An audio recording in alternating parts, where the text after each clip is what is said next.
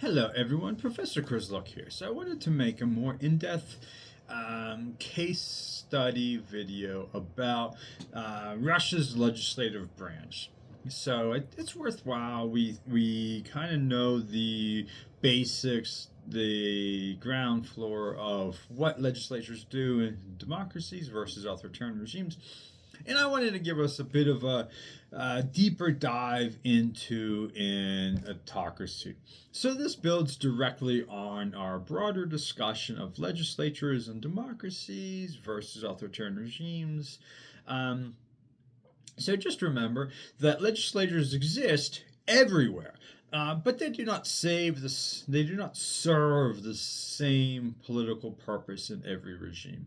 What a legislature looks like in a democracy is quite different than what a legislature looks like in an authoritarian regime.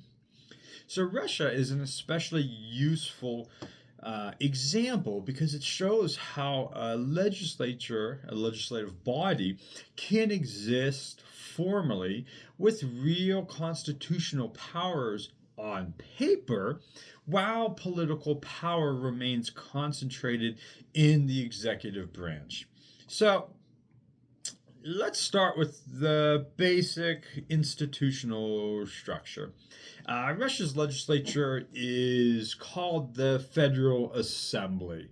It's a bicameral system. Remember, you can have a unicameral or a bicameral system. The Russian system is a bicameral system, which means it has two chambers. The lower chamber is the State Duma, and the upper chamber is the Federation Council. This structure was created by the 1993 Constitution following the collapse of the Soviet Union in 1991. So formally, the Federal Assembly has substantial authority. The State Duma introduces and passes legislation. The Federation Council approves or rejects laws passed by the Duma. Together, they approve federal budgets, ratify treaties, confirm certain presidential appointments, and possesses impeachment powers. So on paper, this resembles many democratic systems. Remember, like we talked about in the past, many authoritarian constitutions look very much like their democratic brethren. But comparative politics teaches us something important. Formal authority does not always translate into real political power. So then, the key question becomes, how does this legislature in Russia actually function? So let's begin with the State Duma. The Duma has 450 deputies elected under a mixed electoral system.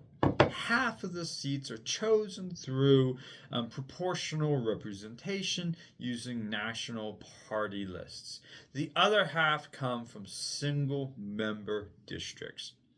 This system was restored in 2016 after several years of purely party list elections. So, in theory, this combination should promote both party competition and local representation.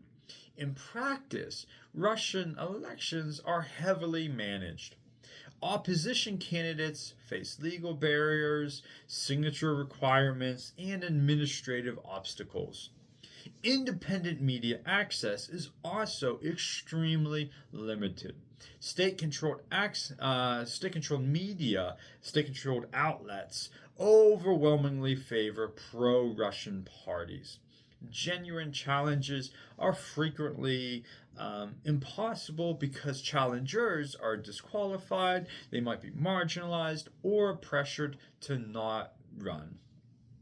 So as a result, the Duma is dominated by pro-Kremlin parties, especially United Russia, which consistently holds a constitutional majority or near majority. Other parties, such as the Communist Party, the Liberal Democratic Party, and A Just Russia, are allowed to operate, but they function largely as systematic opposition. That means they criticize selectively while ultimately supporting core executive priorities coming from the Russian executive branch. So what does this mean? So although multiple parties do exist, meaningful legislative competition does not exist.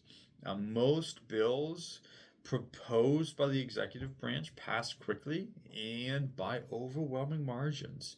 Debate does occur, committees do exist, votes are held. All these hallmarks that we know are important for a strong democratic legislation, but those outcomes are rarely uncertain. It is what is oftentimes considered just a rubber stamp for the executive branch. So let's look at the Federation Council. This is Russia's upper chamber and represents the country's federal regions rather than voters directly.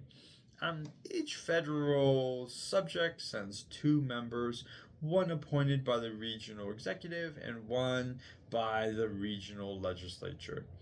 Crucially, Federation Council members are not directly elected by citizens.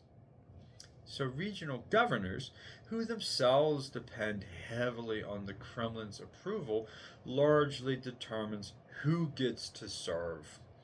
As a result, the Federation Council is highly loyal to the executive. It almost never blocks legislation passed or at least doesn't even really slow down policies that are coming out of the Duma. It routinely approves presidential initiatives, including constitutional amendments, which is important because there was a constitutional amendment that made it so Vladimir Putin can serve a longer term, reset his term limits. Also judicial appointments and military authorizations. So an example of this is the Federation Council formally approved Russia's use of force abroad in 2014, the first incursion into Ukraine, and in 2022, the full-scale invasion. So again, this is important. These votes provide legal legitimacy for executive actions already decided. So to understand why Russia's legislature functions this way, we need to kind of zoom out and examine the broader political system. Russia, as we know, is at best classified as a competitive authoritarian regime. That means, from our discussions, that elections exist, but they are neither free nor fair. Opposition parties exist, but face systematic disadvantages. Media exists, but is tightly controlled. And above all, political power is centralized around the presidency, around the executive branch, this being held by Vladimir Putin. Putin dominates Russia's political system. He shapes electoral rolls, he influences judicial appointments, he controls major media outlets, and he and his inner circle really manages elite careers. So this creates what political scientists call a vertical power structure, where authority flows downward from the executive. Within this system, the legislature is not designed to constrain presidential power, it is designed to support it. So that does raise the question then, what does Russia's legislature actually do? it performs several key regime functions. First, as we've talked about over and over in political science, it provides legal legitimacy. Executive policies become formal laws through parliamentary votes. This creates the appearance of constitutional governance, even when legislation did not meaningfully shape outcomes. Second, it manages elites.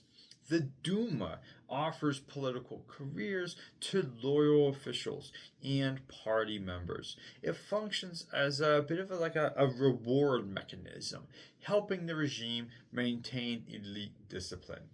Third, it absorbs controlled opposition. Limited dissent is allowed inside Parliament, but only within carefully defined boundaries. This gives the appearance of pluralism while preventing genuine challengers. Fourth, it kind of gathers information. Debates and committee discussions help the regime monitor social grievances without empowering accountability. These functions are used in forms of stabilizing authoritarian role. So this does bring us to an essential comparative point. In democratic systems, legislatures distribute power. So I have the Olympics on over on my monitor. I have a computer monitor here. I'm watching the Olympics, sorry. Distracted by the US-Slovakia hockey game. So this does bring us to an essential comparative point. In democratic systems, legislatures distribute power. They, as we talked about, they slow executives down. They investigate misconduct. They profile opposition parties. In Russia, the legislature concentrates power. It accelerates executive priorities, it shields leadership from scrutiny, and it marginalizes dissent.